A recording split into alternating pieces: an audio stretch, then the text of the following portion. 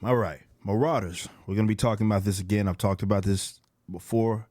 I can't remember which issue, but I really do enjoy Marauders. For those that don't know, Marauders is one of the X-Men series that's taking place right now. And I would make the argument that all of them are decent, some obviously better than others, but for the most part, X-Men has gone into a different direction post House Powers of X Hickman. So you have X-Men, Marauders, X-Force, Fallen Angels, Excalibur. I may be missing something in between, but for the most part, they're solid. Now, this is my favorite one. Some of it comes with bias, considering Bishop and Storm are in it, and I really do enjoy the characters, specifically Storm being one of my favorites. Now,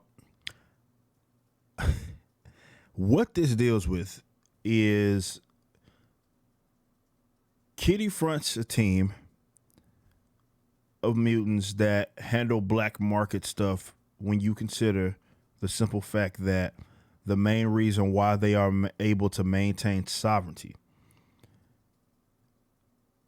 somewhat in Krakoa, the mutant island, is because they have this sort of miracle drug. So what this allows them to do is control both ends, right? The black market and or black or gray market and the white market, if that's what you want to call it. Now, what this does is it brings all these teams together, and they're doing other things as well in doing that, such as trying to get mutants to Krakoa. And some of them aren't allowed to go to, even though that's supposed to be the setup. The governments or local governments or what have you, depending on what region they're in, prevents them from. And some obviously are seeking violence on it, which is what this book is centered around in Madripoor, as people are attacking mutants.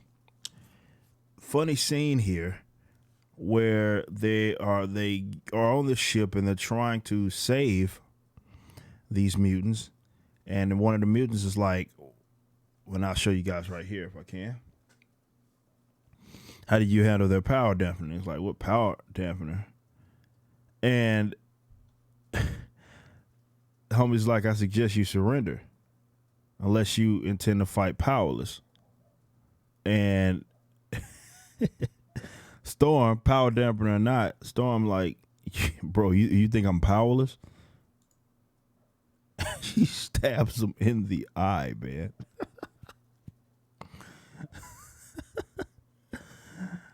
And of course, she's kicking his tail, right? Vibranium blade, though, here as well. Now, this is Cutthroat. And I talked about, I guess, the other video that I did when I was discussing this book.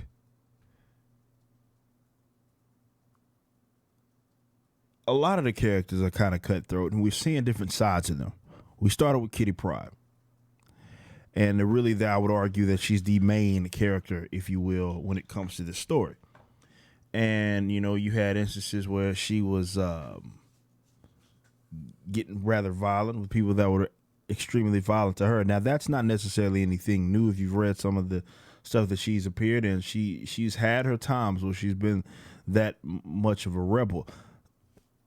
But the thing I like about Jerry, and Jerry is, when you consider some of his other work, I believe he's doing Savage Avengers as well, if I'm not mistaken. But the thing about, oh, snaps, my bad. Jerry, bro, what in the world is going on? All right, I guess I got to do this manually because something's going on. All right, here we are. But yeah, so that seems to be sort of where the direction that he wants to go in. Right. And I'm okay with that because the direction fits, or him being a part of this, his direction, it really fits the direction in its entirety that X-Men's going. Because all of the stories, I'd make the argument, are a little more darker, right? X-Men have had their sort of more mature, adult-oriented narratives and such. But this is pretty cohesive. It seems like Marvel is taking the direction going into X-Men that, okay, this is a more mature, more appealing, and we'll really get tapping into the psyche of some of these characters that you've known historically. And when it comes to these different aspects and different times, dire times, they may do something, and it's not necessarily out of character, like her stabbing the guy in the eye. I mean, look, her power's been dampened. I mean, it makes sense for her to do that. Or Kitty, when she was, doing her thing, she actually does a cool thing as well that I need to highlight. My bad. When we're seeing them do cool things with their powers, and how Kitty right here, you see how really strong she is, where the ships were about to collide, and she phases the ship that she's on. She's able to phase it through the other. It's really, really cool. But just in general, I do love the direction that the X-Men's going in. Some of the writers that they have picked up for some of these stories have been all doing a decent job for the most part, and they've been just able to make it make sense, right? It's not, yes, it is a change of pace. I will tell you that. Certainly, if you go from the previous X-Men volume into the current, it's different, right? It's a different feel to it. And Hickman was been pretty clear that that's what he wants to do. But aside from that, it makes sense when you consider the direction that they're going and the characters doing things that maybe you don't see them always do, such as stabbing a guy in the eye. But I like it. That's it meant for a cool little scene. So I really do recommend Marauders if you have not picked it up. Iceman is part of it if you can get over with the direction that they've gone with Iceman. I have to save that for an entirely different video. But Pyro is with them, Bishop Storm, Kitty.